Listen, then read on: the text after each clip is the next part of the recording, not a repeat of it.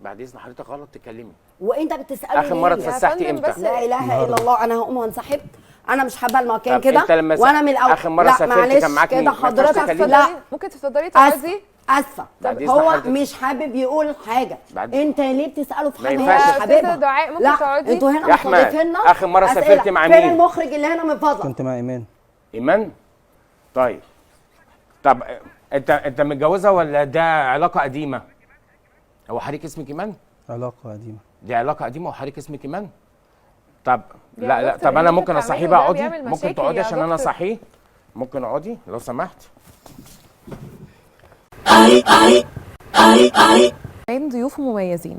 الدكتور، ازي حضرتك؟ اهلا بيك. دكتور عاطف الفايد. عاطف الفايد معانا منورنا، ومعانا لايف كوتش متخصص في العلاقات تامر السعيد. تامر السعيد. اهلا بحضرتك. اهلا بحضرتك. انتوا منورينا. ربنا يخليك. في البدايه عايزه اسالكم انتوا الاثنين اسئله كده تورينا قد ايه انتوا متفقين مع بعض وقد ايه انتوا بتحبوا بعض. استاذ احمد، حضرتك تقدر تقول ايه اكتر لون مميز استاذه دعاء بتحبه؟ الاحمر اللي هي لابساه. جاوب صح ولا ايه؟ لا صح فعلا. طب ايه اكتر اكله استاذ احمد بيحبها؟ مكرونه بشاميل. سوري، مكرونه بشاميل. المكرونه بالبشاميل. اوكي. طيب ايه اكتر هديه جبتها لاستاذه دعاء وهي لسه فاكراها لحد دلوقتي؟ تكييف. التكييف. انت جبت لها هديه تكييف؟ جبت لها هديه تكييف. ما جبتلهاش اي هدايا شخصيه قبل كده؟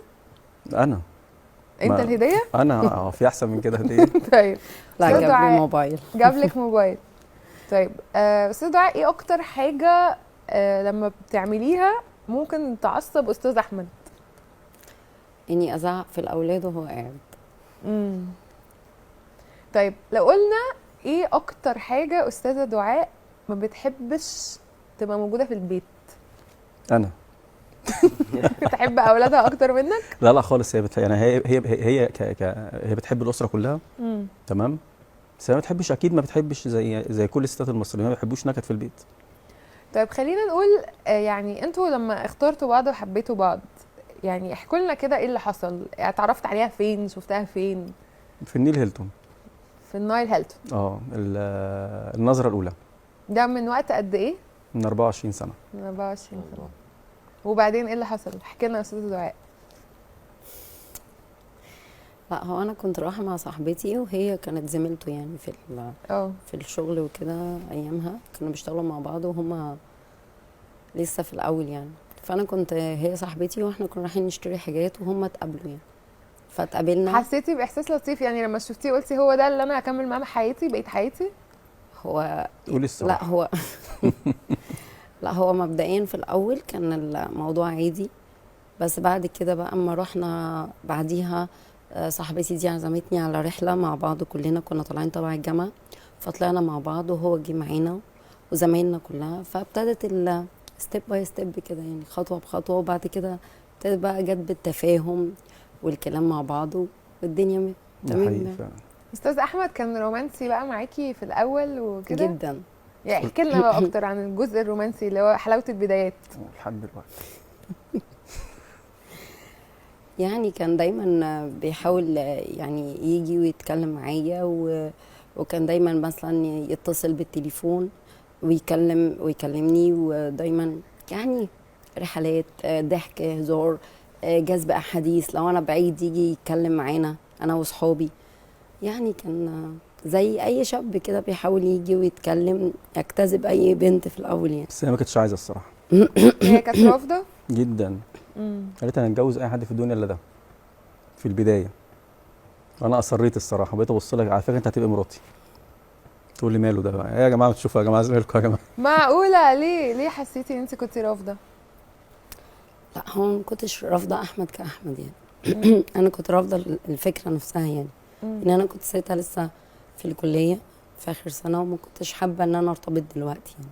كنت حابه انزل واشتغل واشوف حياتي وبعد كده ابدا ارتبط يعني. بس هو بقى اللي هو بوظت يعني الدنيا. الحمد لله يعني. ده يعني هو بقى بعد كده غير لي فكره بقى. هو اللي لقيته حنين وكويس معايا وبيتعامل بشياكه وكان بقى عارف يعني زي اي بنت كده بتحلم ان هي عايزه ايه حد زيها، مش حد بيأيدها. يعني انا كنت فكري في الاول ان الجواز ده اخر مطاف اي بنت، يعني اللي هو بيت واولاد وحياه واكل وشرب وروتين. فده كنت خايفه منه. فاحمد لما اتعرفت عليه لقيت طمنك الدنيا بقى، ابتدى يطمنك. لا، لقيته حد بيهرج وبيهزر والدنيا حلوه وبيعدي وتمام ومش يعني مش مش تراديشنال مقفل كده في الدنيا. التعاملات. يعني وعدتها ان انا اللي هعمل الاكل، انا اللي هغسل المواعين عشان لا، مش كانش تراديشنال خالص في التعاملات انت كده كنت معايا، بتجر كان حد رجلها. كويس اه يعني. طبعا. فكان اه بس في ساعتها بقى فكانت الدنيا فصدقت. بعد كده بقيت والدنيا بغسل بما انك الباب. انت الشخص اللي رحت بقى وكنت مصر ان انت تتجوز استاذه دعاء، يعني تمام. ايه اكتر حاجه بقى هي بتحبها؟ يعني قول لنا انت تعرف عنها ايه اكتر حاجه هي بتحبها او بتبسطها، اكتر اكله، اكتر خروجه، اكتر حاجه ممكن تسعدها. النوم بصراحه، هي بتحب النوم قوي. بس هي ممكن مثلا تكون بتحب، بالنسبه للاكل بتحب اللحمه جدا، صح ولا ايه؟ بتحب اللحمه. ايه تاني؟ انت مش عارف ولا ايه؟ لا عارف، بس ايه السؤال يعني؟ ما هي اللحمه اكتر حاجه بتحبيها اللحمه، صح؟ احمد بتقول لك انا بحب ايه اكتر حاجه؟ انا مش انا ولا ايه؟ مم. طيب طب بتحب ايه اكتر حاجه انت بتحبيها في احمد؟ ان هو بيعدي اموره، يعني مش حد بيمسك على كل حاجه. يعني مثلا لو انا متضايقه من حاجه او حاسه ان الموضوع فيه ستريس كده عليا او حاجه، يقول لي عدي، الدنيا مش مستاهله. بيشجعك بيخفف من يعني. عندي، سبورت ليا في حاجات كتير قوي نفسي. بس هو ممكن يكون يعني ايه، هو يبدو ان هو يعني مثلا ايه مش كده، لا، بس هو سبورت ليا في حاجات كتير. يعني يبقى لما اكون متضايقه من حاجه بيجي بيتكلم معايا، بيخفف عني. اي حد اصلا في الدنيا مش محتاج غير طبطبه، كلمه كويسه، اي حد عايز كده وهو طب بيعمل كده. انت يا استاذ احمد بقى بتبقى متضايق بتلجأ لها ولا بتحبش تتكلم؟ لا بلجأ لها في معظم الحاجات يعني الصراحه. ما شاء الله. طيب احنا معانا استاذ تامر، والحقيقه ان استاذ تامر هو خبير العلاقات، ويمكن هو اكيد دلوقتي سمعكوا عنده تحليل ليكوا، وبرده هنعرف راي الدكتور عاطف معانا ويبتدي هو يعني يقول لنا اكتر لان هو عنده خبره طبعا اكتر. فقول لنا بس يعني انت شايف ايه من الاجابات؟ بصي، هو انا بس المصطلح عندي تحفظ عليه، هو انا لايف كوتش. فانا يعني برسم استراتيجيات للمتابعين اللي معايا مثلا في الخطط المستقبليه. بقدر احلل علاقاتهم، مثلا ممكن اشوف ايه اللي ممكن يفيد العلاقه فنشتغل عليه، ايه اللي يضر العلاقه وهكذا. ايه ومش شرط. تحليلك يا استاذ تامر للكابل اللي معانا؟ استاذ احمد عنده ثقه كبيره قوي في نفسه، يعني دي اول حاجه. ده حقيقي. انا لاحظت انه عنده ثقه كبيره في نفسه. وهي بصراحه يعني عطوفه معاه وبتحاول تراضيه بكل الطرق. مين بيحب مين اكتر يا استاذ تامر؟ هي بتحبه اكتر بصراحه. انا شايفه كده برضه. انا حاسس ان هي بتحبه اكتر. لا طبعا. يعني دي وجهه نظري. تمام. بس دي بص، حاجه انا في حلوة النهايه برضه. يعني لايف كوتش يعني. تمام. استاذ عاطف، دكتور عاطف، حضرتك معانا وانت ليك خبره اعمق كتير الحقيقه من اللايف كوتش. يعني قول لنا. لا، ليه يا فندم حضرتك بتقولي كده؟ هو ليه خبراته وانا ليا خبراتي، يعني ليه حضرتك قيمتي الفرق ما بين الدكتور واللايف كوتش؟ يعني خليه بس يرد علينا وهرجع لحضرتك. اوكي. دكتور، يمكن انت بيعدي عليك طبعا كابلز كتير، ويمكن انت بيبقى عندك نظرة كده ايه اللي ناقصهم، فتفتكر ايه اللي ممكن يبقى ناقصهم؟ والله انا يعني بسم الله الرحمن الرحيم، قبل ما ابدي رايي الاول انا عندي اعتراض. انا عاوز اعرف يعني ايه لايف كوتش، ويعني ايه متخصص في علاقات زوجيه، او ايه شهاداته، مع احترامي ليه كشخصه. يعني على اي اساس هو قيم، والتحليل اللي هو قاله دلوقتي غلط، مع احترامي ليه. طب ايه تحليل حضرتك يا دكتور اول، وهنرجع للاستاذ تامر؟ لا يعني احنا بنتكلم في التحليل الطبي السليم. يعني ايه هو بقى التحليل الطبي؟ تحليل الطب السليم، لا هي يعني السيكولوجيه معروفه بتاعت الراجل بتختلف عن الست. يعني هو على اي اساس انه حلل ان ثقته في نفسه؟ لا انا بختلف معاه في دي. حضرتك رايك ايه؟ او لا، اصل هو يعني يعني طريقه حب الراجل مثلا للست او الست للراجل بتختلف. احنا بنتكلم بقى يعني بطريقه علميه. لا هي ثقتها اكبر في نفسها. تحس ان هي متمكنه في يعني عارفه طلبات يعني احنا كده وعارفة. عندنا وجهتين نظر مختلفتين. لا بس انا اسف يعني مع احترامي، العلم هنا يحكم. اصل انا يعني يعني معلش انا دارس مع احترامي وفي شهادات وكليات وبتاع، انما اللايف كوتش انا بصراحه اول مره اسمع الحكايه دي مع احترامي. لا بقوا موجودين، ده طبعا اللايف كوتشز بقوا موجودين كتير على السوشيال ميديا. ايه رأي حضرتك في الكلام؟ لا طبعا مختلف معاه. مختلف معاه. اللايف كوتش بقى ليه دور مهم في المجتمع. عنده نصايح وعنده استراتيجيات وعنده مناهج بيمشي عليها، وده ما يقلش جدا يعني حسب النتائج مع الشهادات اللي حضرتك حصلت عليها يعني. والله انا اتكلم بطريقه علميه اللي انا متمكن منها مع احترامي ليك. حضرتك تعرف ايه عن سيكولوجيه الراجل والست؟ حضرتك تعرف ايه عن الطب النفسي؟ اعرف كتير، بس انا محتاج اعرف من حضرتك حاجه. اتفضل. انا قريت التايتل بتاع حضرتك. اتفضل. وعرفت ان حضرتك موجود معايا وشفت ان في الاخر احنا مش عايزين نخرج بره الموضوع عشان احنا بنسجل. يعني هو دلوقتي دكتور عاطف هو متخصص في علاج العقل الباطن وبينوم مغناطيسيا. ايوه هي دي اعلى تقنيه او اعلى ثيرابي ميثود او طريقه علاج في الطب النفسي. حضرتك معلش مع احترامي، حضرتك تقدر تعمل ده؟ طبعا لا. لا انا مش مقتنع اصلا بفكره التنويم المغناطيسي دي إزاي يا مبدئيا. فندم؟ انا ما عنديش مشكله مع الدكتوراه بتاعت حضرتك في الطب النفسي، اوكي؟ ما انا مع احترامي ليك، حضرتك لو دارس هتقتنع بالكلام ده. انا مقتنع بالطب النفسي بس مش مقتنع بالتنويم المغناطيسي. في لا فرق. انا ممكن اوري حضرتك فيديوهات المرضى عندي وانا كنت بعالجهم ازاي، واقدر اثبت لحضرتك ان التنويم المغناطيسي ده علم. يعني دكتور النهارده لو احنا عايزين نقول ان حضرتك متمكن نقدر نعمل ده على الهوا؟ انا حالا. لا بس دي حضرتك إمكانيات. معلش انا اضمن منين الناس اللي حضرتك بتقولي افرجك فيديوهاتهم ان هم مثلا مش واخدين توجيهات بده؟ لا انا مع احترامي لشخصك انا عندي استعداد اعمل الكلام ده على الهوا حالا واثبت لحضرتك كلامي مع حضرتك. معايا انا؟ طبعا. قصدي امكانيات. انا بقول لك مش مقتنع. والله يعني جرب. هتجرب معايا؟ يعني عايز تجرب معايا؟ استاذ تامر يعني لو تقدر تسيبه دقيقتين. لا عادي براحته 10 دقايق لو عندكم وقت عادي ساعه. لا احنا ما فيش احنا عندنا وقت. تمام اوكي. طب يا جماعه اوكي حضرتك ابتدي لو تقدر نشوف. معلش استاذنكم بس هو مين مكاني. اتفضل. وحضرتك مقتنعه بموضوع التنويم المغناطيسي؟ طبعا ده شيء ده شيء معروف. يعني زي ما بيقولوا بالعربي كده ادي الجمال وادي الجمال. اتفضل يا استاذ. دكتور انا اسف. ماشي معلش استاذنك بس حط ايدك كده. كده؟ ايوه تمام. طب ممكن نشرح للناس يا دكتور عاطف؟ استاذن معليكي بس هو ما ينفعش انه يسمع صوت. انا هاخد دقيقه واحده بعد كده هقول لحضرتك نعمل ايه. نقعد ساكتين كلنا. اوكي ساكتين. دي فقره جميله جدا يا جماعه والله.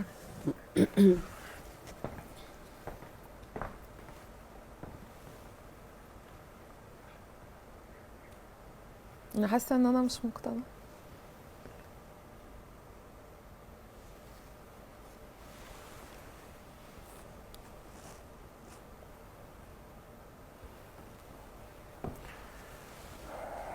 طبعا هنا ده ايه بقى؟ انا هستاذنكم بس هو مش هيقدر يرد على حد او حد يلمسه او حد يكلمه الا عن طريقي. اثبت لحضرتك ان العلم يعني هو كان بيضاهيني او بيكلمني في كلام معلش هو ما يعرفش عنه حاجه. يعني ايه لايف كوتش؟ فانا مع احترامي يعني فانا هثبت لحضرتك. ده مش موضوعنا. طب اتفضل احنا هنعمل ايه دلوقتي؟ هو نايم يعني هو نايم فعلا؟ هو دلوقتي نايم مش تامر سامعني؟ سامع. انت اسمك تامر ايه؟ تامر السعيد. انت عندك كام سنه؟ 38. لا لو حضرتك بقى دلوقتي تاكيدا لكلامي لو حضرتك سالتيه مش هيرد عليكي. استاذ تامر شفت يا فندم؟ استاذ تامر ما تخافيش ده علم. انا هكمل. تامر استاذ تامر انت عندك اولاد؟ 2. عندك 2؟ طيب انت اخر سفريه كنت بتتفسح سافرت امتى؟ الصيف اللي فات. طيب انت سافرت لوحدك ولا كان معاك الاولاد وزوجتك؟ كان معايا زوجتي والاولاد. طيب انا يعني انت لما سافرت كنت لوحدك ولا كان معاك اولادك؟ كان معايا اولادي. طب حضرتك دلوقتي بتقول ان حضرتك لايف كوتش، أيوة. ممكن تقول لي انت درست فين؟ انا كنت بتفرج على فيديوهات على اليوتيوب. شفت يا فندم؟ ده يا اول جماعة، حاجه. لا انا كده هضطر اوقف الحلقه. لا، هو كده أنا آسف، بيقول إن هو معلش، مش متخصص. نكمل. طيب حضرتك ابتديت تتفرج على الفيديوهات دي من امتى؟ من سنه ونص. من سنه ونص. طب دول يعني قايلين ان هو عنده انت خبره طبعا 5 خدت سنين شهاده يا بقى، جماعه. يعني يعتبر كده خدت شهاده من اليوتيوب مثلا اللي حضرتك بتمارس، ولا جبت شهاده منين؟ ماستر. انا دفعت فلوس لواحد صاحبي وجاب لي الشهاده. شفت يا فندم اصلا. طب هو واعي اللي هو بيقول. طب انا بقى طب نصحيه بقى، نصحيه، لان احنا كده بنفضحه على الهوا وجايبين لي واحد كده نصابه، ما ينفعش لا يحصل. معلش سامحيني، بس انا كنت اتفضل بثبت صحيه يا لحضرتك. دكتور. طيب انا مش عارفه. بس استاذنك بس عشان هو دلوقتي في اللاوعي وممكن ايه.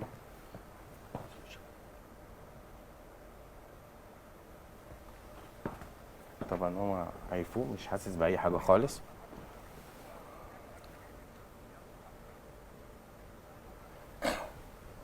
استاذ تامر،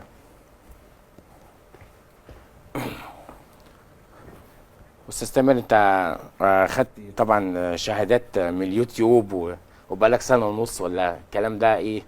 شهادات ايه اللي من اليوتيوب؟ مش فاهم. انت شفت يا لسه فندم؟ قايل كده يا استاذ تامر لما هو نايم حضرتك مغناطيسيا. انا قلت ان انا خدت شهادات من اليوتيوب. ايوه. وما فيش اتفرجت على بقالك سنه فيديوهات. ونص بتتفرج يعني انا ثبت لحضرتك ان انا قلت ان انا خدت شهادات من اليوتيوب. انا ما اتكلمتش عن نفسي اصلا لحد دلوقتي. انت فاهم عشان هو كان نايم. ستوب لا بليز. حضرتك طبعا اثبت ان يعني كلامك كله مع احترامي ليك مش صحيح، كلامك كله كذب وكلام على الهوا ان حضرتك اتفرجت على احنا ستوب، اليوتيوب. احنا ستوب يا جماعه. لا معلش ستوب لا ليه؟ لا احنا ستوب من بدري. يا جماعه لا هو الكلام ده هو يا بجد. جماعه ما ينفعش اصلا يبقى في كونفليكت كده في القعده. لا انا أصلاً. ثبت لحضرتك. بعد اذن حضرتك في مونتاج هيتشال. معلش لا انا لا، ثبت ما- لحضرتك ان هو حضرتك معلش. جبت المعلومه دي منين؟ معلش. حضرتك لسه قايل كده حضرتك حالا. أنا لسه قلت لسه- ده؟ ايوه أيوة. لسه قايل. اسالهم يا جماعه اللي معانا في البلاتو. حضرتك لسه قايل كده دلوقتي. انا قلت ده يا جماعه. ايوه وعندك ولدين وحضرتك اتفسحت، كنت بتتفسح انت والمدام، لسه حاكي حالا دلوقتي. لا يا جماعه اللي بيحصل ده تهريج. انا مش هينفع اكمل في الكلام ده بعد هو اذنكم. ده شيء طبيعي طبعا أنا إنه بعد لازم إذنك يا يحصل. جماعه أستاذة، حد بس شيء طبيعي. يناديه يا جماعه حد البروديوسر. يجي يشيل المايك ده علشان انا يعني خدوا شيء حاجاتكم طبيعي. عشان ما ارميهاش. ده شيء طبيعي. يا استاذ تامر. يا جماعه حد يجي يشيل المايك ده يا جماعه. واللي بيحصل ده لو شيء طبيعي. اللي بيحصل ده لو اتذاع يا جماعه انا هرجع بقضيه على القناه. انا اديني قلت اهو نبهت. اساتذه ممكن نهدى جوه؟ معلش يا اساتذه، معلش، ما كل ده يا جماعه اصلا هيتشال في المونتاج. شكرا، احنا اصلا خرجنا بره موضوع الحلقه بعد اذنكم يعني. انا مش مقتنع اصلا باللي انت عملته يا دكتور، يعني مش عارف، حاسس ان الموضوع فيه حاجه غلط. لا معلش اصل هو يعني كان بيكلمني في حاجات ده علم. لا هو كويس ان هو مشي، لان هو كده بيدعي حاجه مش. طبعا. يا جماعه حد ينزل لي خالد البروديوسر يشوف الضيف اللي مشي ده. انا ما كنتش مقتنع بصراحه بالتموين المغناطيسي ده خالص، بس انا لا انا ثبت الحاجه.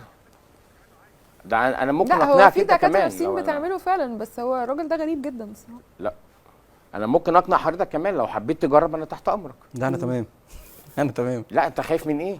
انا خايف الصراحه، مش هكدب عليك. لا انا تمام. لا خايف من ايه؟ ايوه خايف من ايه؟ هو يعني معلش هو عشان كان يعتبر نصب، عشان كده خايف. انما حضرتك خايف من ايه؟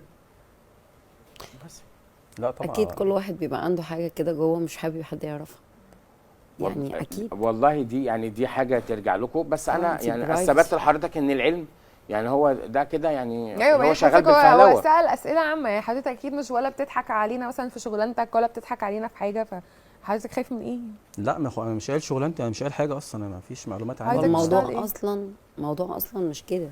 عايزك الموضوع تشتغل اصلا إيه؟ هو ما طالما احنا اصلا مخضوضين من اللي حصل يعني. لا طالما حضرتك مش متاكد او مش عايز، دي حاجه تانية. لا مصدقك، بس انا مخضوض. انا ما اعرفش. انا احنا ما اصلا عشتش مخضوضين، التجربه دي قبل الموضوع كده. ملوش علاقه عاوزين او مش عاوزين، احنا مخضوضين من اللي حصل اصلا. لا هو ولما هو حضرتك يا فايق دكتور اصلا ده احنا بيبقى كنا ايه؟ ايه ده؟ بيبقى تنويم مغناطيسي. لا يا فندم هو انتوا احنا كده بتسجلوا ولا ايه؟ لا يعني احنا ستوب من بدري. احنا ستوب من بدري. احنا ستوب. انا يعني انا يا فندم ثبت لحضرتك ان العلم، انا خليت يعني ده يعتبر نصاب واعترف. طب حضرتك هقول لحضرتك حاجه، يعني هو اتفضلي. كان باين مش عليه ان عارف. هو بيكذب في حاجه او خايف من حاجه مثلا؟ ايوه يا فندم، انا دكتور، انا حسيت ان هو عنده، ان هو مضطرب. من البادي لانجوج. بادي لانجوج، انا حسيت ان هو مش طبيعي او بيدعي حاجه مش موجوده. يعني ده طب بقى يعني علم طب يعني نجرب 15 مثلا سنة. على الضيف. لا هو انا واحد من الناس بهز رجلي، هتقولي انت مضطرب؟ لا انا تمام كده. لا انا ما تخافش. هو لا انا مش ممكن- خايف، انا مش خايف، بس ممكن حضرتك تستريح، ممكن حضرتك انا تستريح. هوري حضرتك حاجه بسيطه أيوة، جدا. حضرتك خايف اتفضل من استريح. إيه؟ لا ما تخافش ما تخافش. طب انت استريح. حضرتك، لا بس انا استريح. رافضه انا حاجه مش زي هعمل كده حاجه. من طب حضرتك استريح. هتحط ايدك كده، الموضوع بسيط ماشي جدا. ماشي، انا حط ما عنديش إيدك. مشكله. حاجه لا لا حضرتك احنا حاجه رافضين حاجه زي بسيطه، كده بس تحصل هتحط معانا. ايدك اهو. لا ما تخافش، هتحط ايدك كده اهو. مثلا انا بعمل طب انا إيه؟ بس اتفضل. احنا دلوقتي ما انا مش بنصورش. هنيمك. لا لا إحنا- احنا مش حضرتك بنصور. هو يعني احنا لحظة. بريك، احنا بريك. احنا مش لا احنا هنيمك. بنتكلم عامه، احنا رافضين حاجه زي كده حتى لو احنا مش عشان حاجه. احمد من فضلك قوم. لا ما ينفعش. أحمد. ما ينفعش، هو كده غايب. يا لا أحمد. ما ينفعش حضرتك كده هتأذيه. أحمد. كده ممكن يجي له انهيار عصبي بعد اذنك. لا ما تكلمنوش. أحمد. طيب بعد ما اذنك ممكن يجي تكلمنوش. له انهيار عصبي. احمد ما ايه يا تكلمنوش. جماعه ده؟ لا كده مش نافع. هو اصلا هو بدون اصلا موافقته، اللي حصل ده بدون موافقته ده مش صح. هو يا جماعه اللي يحصل ده انا اسفه كده، معلش يا جماعه انا اسفه. قوم يا احمد. لا ما ينفعش. طب صحيه من فضلك، طب بعد اذنك صحيه دكتور ده ما ينفعش. ثانيه واحده بس. من فضلك صحيه. ثانيه واحده. ممكن يجي له انهيار عصبي. ثانيه واحده. طب لو سمحت اتفضلي صحيه. اقعدي. مش ينفع مش ينفع. لا هينفع. مش هينفع يا فندم. معلش انت ما ممكن تق- لا ممكن تقعدي، طيب، ما ممكن فيش تقعدي. حاجه. لا حضرتك تقعدي. هتصحيه. صحيح يعني دلوقتي انا بس هيبقى ليا ما وضع ينفعش. تاني. يا فندم هيجي له كده ما انهيار عصبي. ينفعش يا استاذه دعاء. حضرتك يا أستاذة دلوقتي هيجي له اتصرفت انهيار بدون عصبي. موافقته وده مش صح. لا يا لا فندم ممكن يجي له انهيار انت عصبي. ترضيها؟ لا اقعدي بس. لا هنحل الموقف. انت ترضي هنخليه- حد ينيمك بدون يا فندم- اصلا ما انت يا تقولي فندم لا خطر ما ينفعش. اللي حضرتك انت تعمليه. احمد يقول اي حاجه. بعد اذن حضرتك اللي بتعمليه ده غلط. لا او اللي ممكن انا كده بعمله صح. يجي له انهيار عصبي.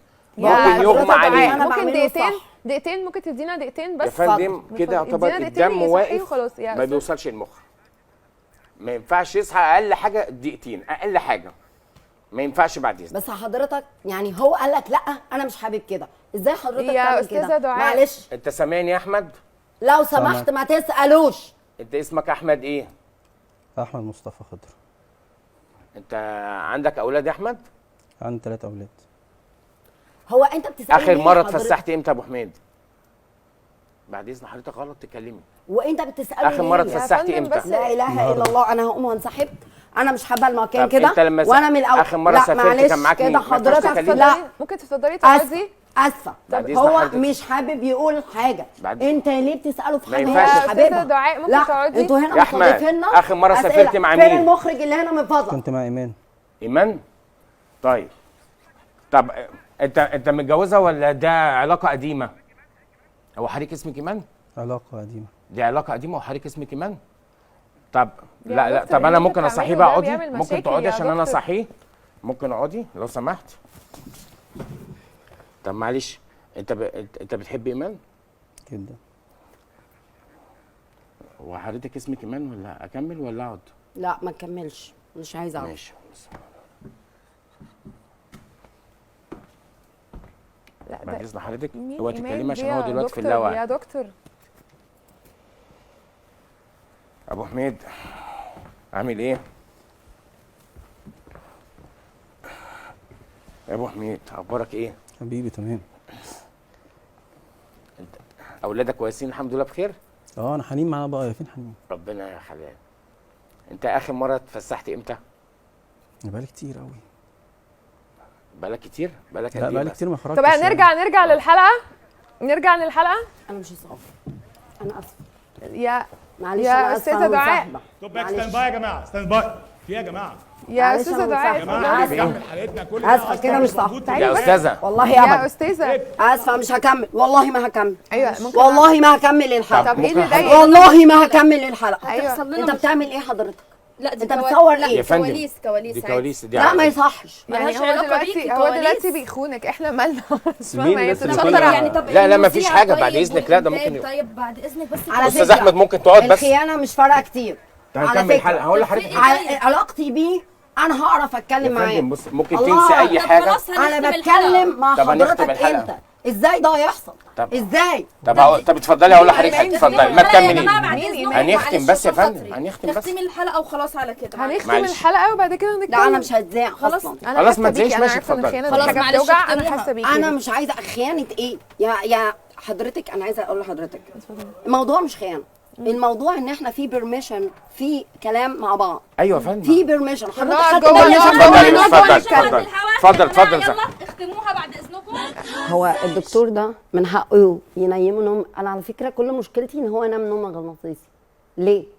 هو انت تقبلها على نفسك انت او اي حد؟ ما ينفعش. في حاجه اسمها برايفسي يا جماعه، ما ينفعش. خصوصيات، الخصوصيات انا قبلها مش قبلها، ده بتاعتي انا. هو اصلا هنا بيعمل ايه؟ انا مش فاهم هو اصلا هنا بيعمل ايه.